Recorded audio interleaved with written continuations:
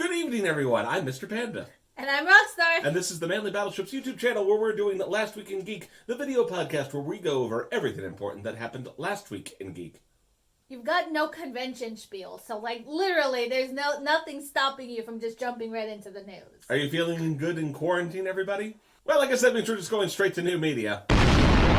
Since the world is shut down, you might expect this. New media has a lot going on because companies have no choice but to decide to just release everything in a channeled funnel, kind of like beer keg standing, you know, so that everyone can just have this continuous stream of new content to consume. You know what they say?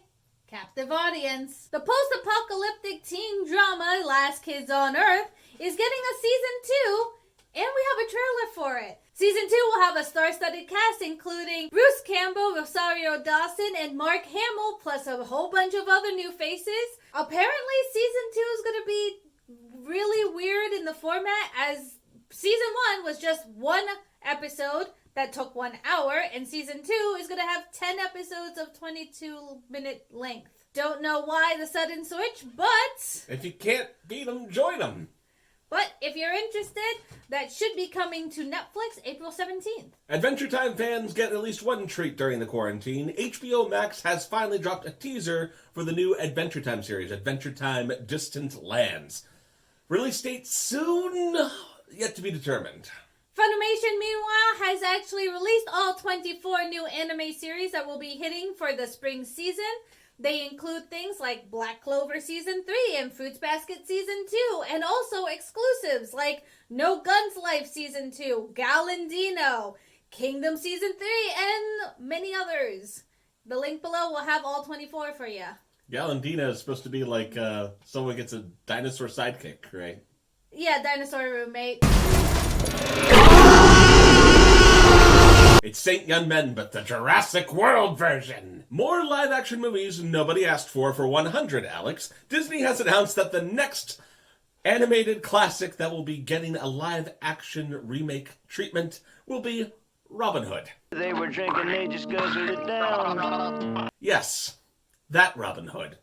Yes, there will be anthropomorphic animal characters featured throughout the film. You'd think that after Cats, they wouldn't want to go that far, but if we have to sit through this, here's hoping they at least manage to add buttholes this time. Ooh, the lolly. Come on, Johnny, what are we waiting for? To be perfectly honest with you, I'm confused about whether or not they're going to go the Zootopia route or the Peter Rabbit route. You know what I mean? So, like, you could have these cartoonish level characters like you do in Zootopia, or you could, like, literally just make them all, like, life-size, so then you have, like, Robin Hood, instead of being, like, the man stature, he's actually like a little fox in his green jumpsuit, just dodging around all over the place. Oh, no. Oh, boy. Nope, I've got nothing for this one. I don't know. The whole implied romance between the bear and the chicken is going to look a lot different in the Detective Pikachu world. No.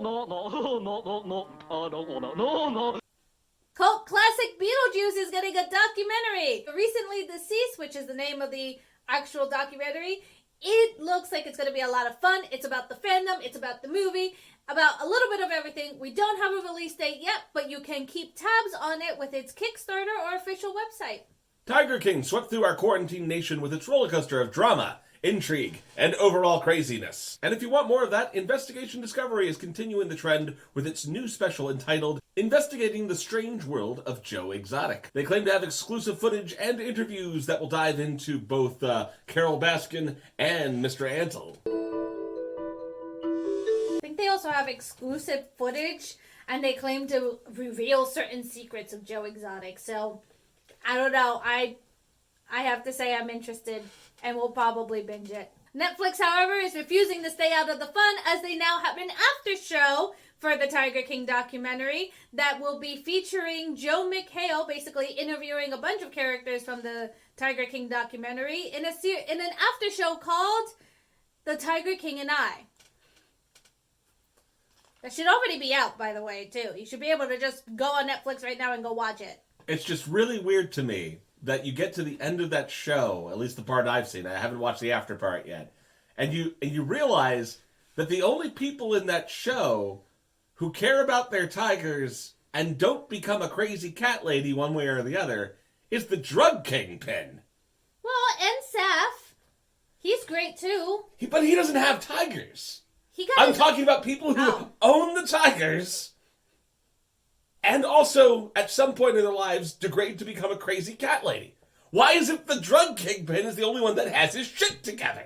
We have mentioned before that South by Southwest Film Festival wanted to go digital this year, and they kind of have some solidifying plans.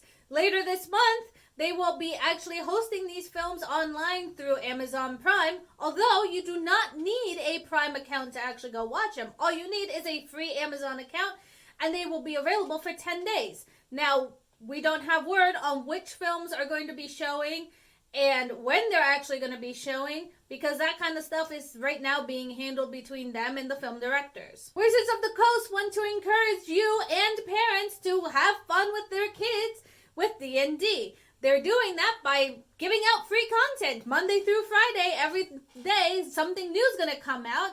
It could be anywhere from standalone adventures to coloring pages. So, you're welcome. Go out there and check out their website for something fun every day.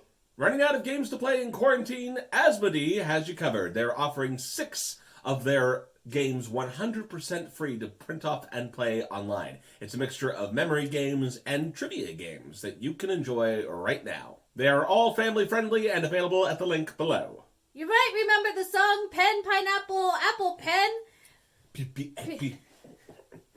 Picataro is back with a new COVID special of the song, PPAP 2020, which is basically wash your hands, and the PPAP stands for Pray for People and Peace. So it's a very heartwarming song.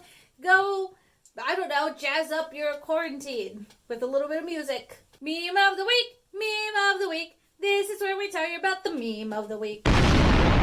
This week's meme of the week is a little twist on the shutdown everything. It's based off of the old news about Greenland and Madagascar getting infected with COVID, with an interesting little reaction at the end that I think you'll find pretty hilarious. Now we move on to the real news. I mean, whatever news there is, because there's really not that much going on when people can't leave their homes, but in a move that could only happen in the fucked up world of 2020, the line between regular sports and esports is blurring substantially. That's because several different leagues in both racing and soccer have decided to team up with electronic gaming companies in order to have some semblance of a season this year. That includes EA and FIFA teaming up, and Formula One and Torque Esports. As an aside, this is also having some real-world ramifications, as a NASCAR driver who was doing a esports tournament rage quit in the middle of one of the races, and his real-life sponsor has now pulled out not just for his online tournaments, but possibly even for his real-life tournaments once NASCAR starts up again. And NASCAR's even wondering if he's mature enough to deal with handling a real-life sports car. Isn't it the jocks usually telling us that we're not mature enough, and now they're being judged the same way we are? Rage quit! Canceling sports permanently in 2020. Disney CEO Bob Iger has announced that Artemis Fowl might not be the only mainstream movie release that's going to end up going straight to digital. They are open to additional releases on the platform, including Disney+, but details have not yet been announced. It looks like they're waiting to find out how long they have to stay closed. Or if any movie theaters are going to be open by the end of this. Yeah. 2020 is going to go down in history for many a thing.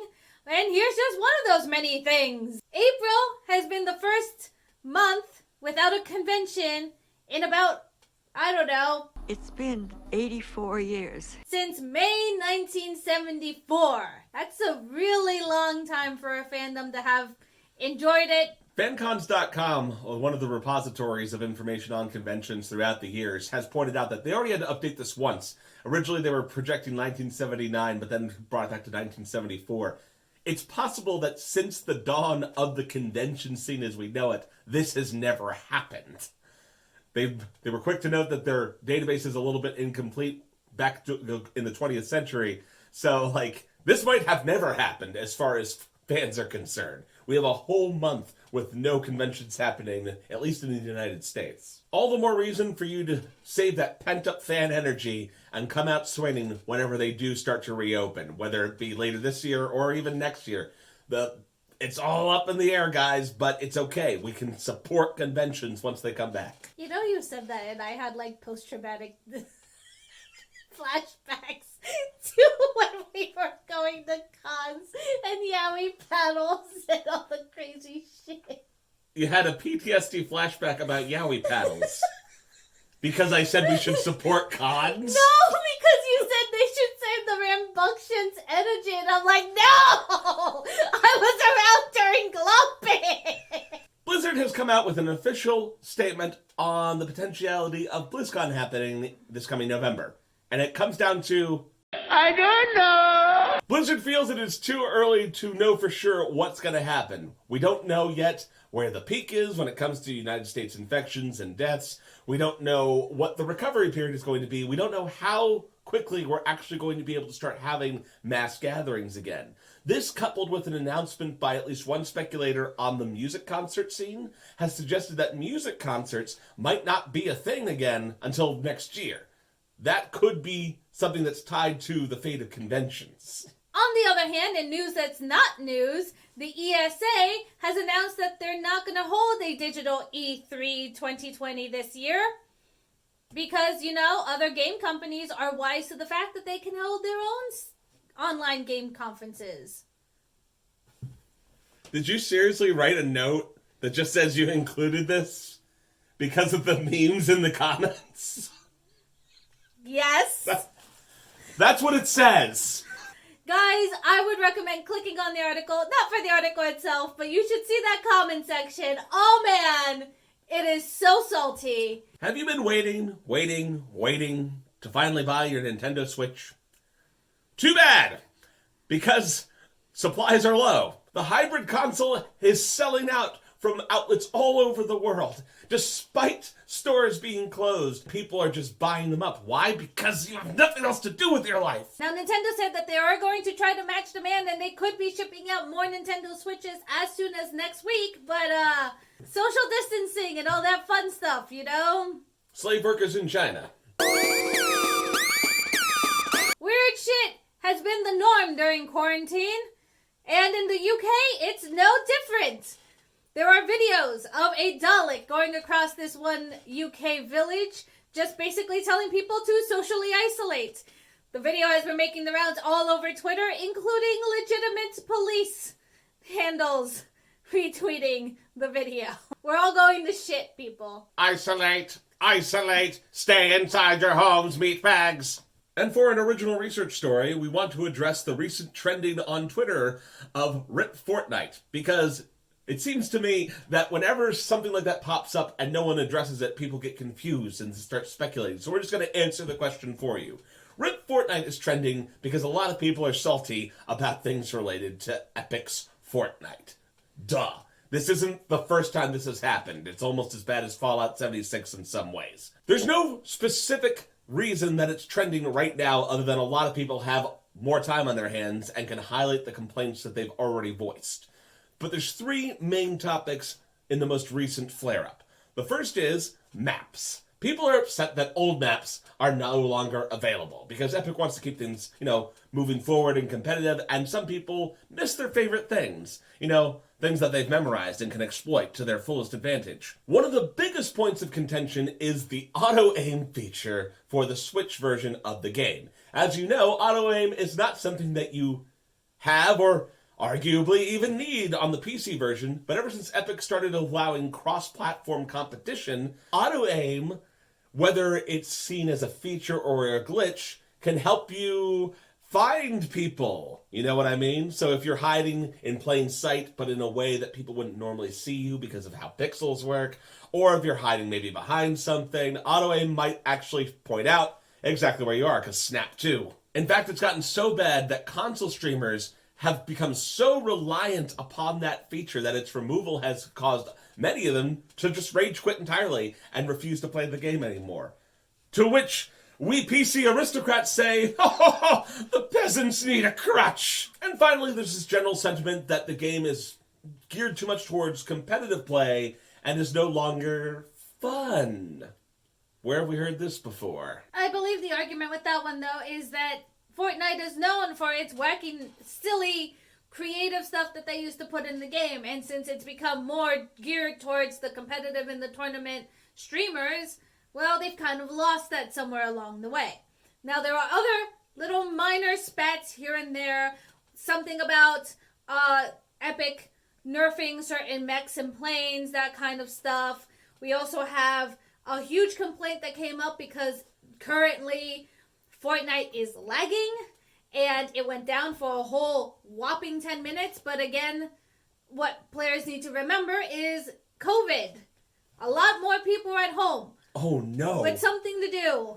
What will I do with myself for 10 whole minutes without any type of input whatsoever? I might have to read a fucking book. Read a book, read a book, read a motherfucking book. Finally, what this has actually started to do is this has started to shift a lot more people to Riot Games' new 5 versus 5 player competitive game called Valorant. So there's a whole move of Fortnite players who no longer want to play Fortnite and now move to this new beta.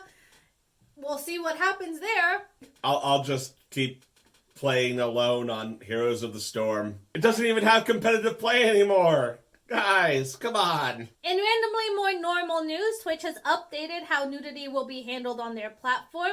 They have incorporated 6 situational exceptions where usually non-acceptable wear is finally just okay. The 6 being, if you're at a beach, a concert, or a festival, in cases of body art, breastfeeding, embeds of Twitched, endorsed content, real life streaming outdoors, in public, or context transitions as if you were going to the beach into real life streaming. These new rules will still prohibit full nudity or partial nudity, including under boob and nipples, but cleavage has been suddenly made okay as long as all the other coverages are being met. So they've also mentioned that this kind of guideline is subject to change because that was a big controversy and a backlash when people were saying, what about body art? You guys are just endorsing ethos. So they want you guys to know that the nudity guidelines will be constantly shifting depending on situations. The war against the ethos continues. I feel like body art is art. I don't think they were trying to be ethos, but that's just my opinion. Now, what if you body arted just nude? That's what they are. No, I mean, what if you just drew your own body as a coat of paint over your body? They have flesh-colored paint. And that about wraps it up at this episode for Last Week in Geek. So, ladies and gentlemen, if you are new to the channel, there's a subscribe button over there. There's a bell that you can ring so that you can follow us and see all the awesome videos. Great content for a great audience such as yourself. Leave a comment below if you have any thoughts about what we covered this episode. And as always, I'm Mr. Panda. And I'm Rockstar. See you next week. I think that's no longer a thing. No, it's not, because conventions have banned the paddle. You know, some conventions are so new, they've never put in place a yaoi paddle policy. Don't tell them that! They can't get them anymore. Intrigue and something or other. Fuck. On the first word.